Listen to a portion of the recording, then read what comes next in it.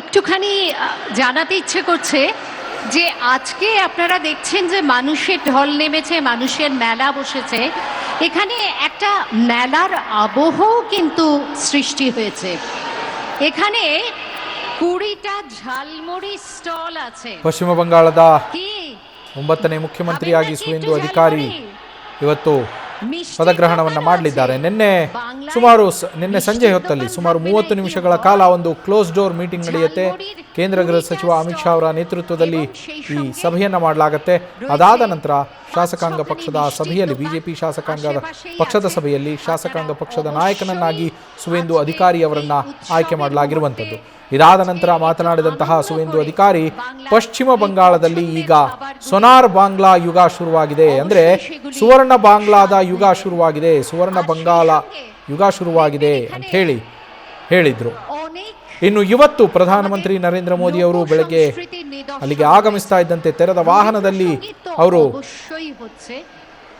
ವೇದಿಕೆಗೆ ಹೋಗುವಂತಹ ಸಂದರ್ಭದಲ್ಲಿ ಅಲ್ಲಿ ಜೈ ಶ್ರೀರಾಮ್ ಅನ್ನುವ ಘೋಷಣೆಗಳು ಮೊಳಗಿದ್ವು.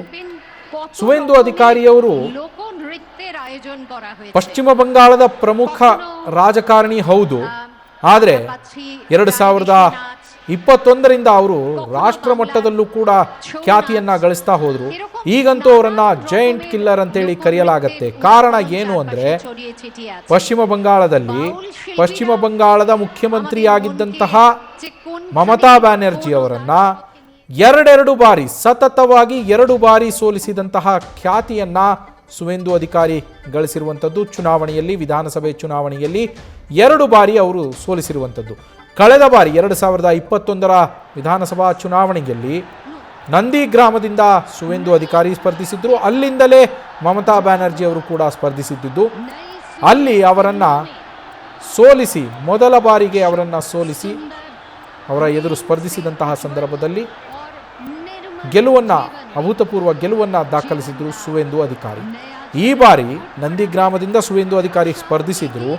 ಆದರೆ ಭವಾನಿಪುರದಲ್ಲಿ ಮತ್ತೊಮ್ಮೆ ದೀದಿಗೆ, ಅಂದರೆ ಮಮತಾ ಬ್ಯಾನರ್ಜಿ ಅವರಿಗೆ ಟಕ್ಕರ್ ಕೊಟ್ಟಿದ್ರು. ಕಳೆದ ಬಾರಿಯೂ ಅವರು ಹಾಲಿ ಮುಖ್ಯಮಂತ್ರಿ ಸೋಲನ್ನ ಅನುಭವಿಸಿದ್ರು.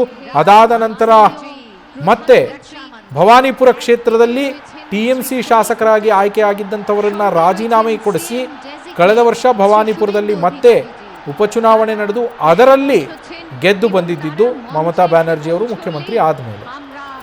ಈ ಬಾರಿ ಅದೇ ಭವಾನಿಪುರದ ಕ್ಷೇತ್ರದಿಂದ ಮತ್ತೊಮ್ಮೆ ಮಮತಾ ಬ್ಯಾನರ್ಜಿ ಸ್ಪರ್ಧಿಸಿದ್ರು. ಆಗ ನಂದಿಗ್ರಾಮದ ಜೊತೆಯಲ್ಲಿಯೇ ಸುವೇಂದು ಅಧಿಕಾರಿ ಭವಾನಿಪುರದಲ್ಲೂ ಕೂಡ ಮತ್ತೊಮ್ಮೆ ಸ್ಪರ್ಧಿಸಿ ಮತ್ತೊಮ್ಮೆ ಮಮತಾ ಬ್ಯಾನರ್ಜಿ ಅವರನ್ನ ಸೋಲಿಸುವ ಮೂಲಕ ಜೈಂಟ್ ಕಿಲ್ಲರ್ ಅನ್ನುವ ಬಿರುದನ್ನ ಗಳಿಸಿಕೊಂಡ್ರು. ರಾಷ್ಟ್ರ ಮಟ್ಟದಲ್ಲಿ ಚರ್ಚೆಯಾಗ್ತಾ ಇರುವಂಥದ್ದು ಹಾಲಿ ಮುಖ್ಯಮಂತ್ರಿಗಳನ್ನ 2 ಬಾರಿ ಸತತವಾಗಿ ಸೋಲಿಸಿದ ಸುವೇಂದು ಅಧಿಕಾರಿ ಈ ಬಾರಿ ಅವರು ಬಿಜೆಪಿಯಿಂದ ಮುಖ್ಯಮಂತ್ರಿಯಾಗಿ, ಪಶ್ಚಿಮ ಬಂಗಾಳದ ಮುಖ್ಯಮಂತ್ರಿಯಾಗಿ ಆಯ್ಕೆಯಾಗಿದ್ದು ಇವತ್ತು ಪದಗ್ರಹಣವನ್ನ ಸ್ವೀಕರಿಸ್ತಾ ಇದ್ದಾರೆ.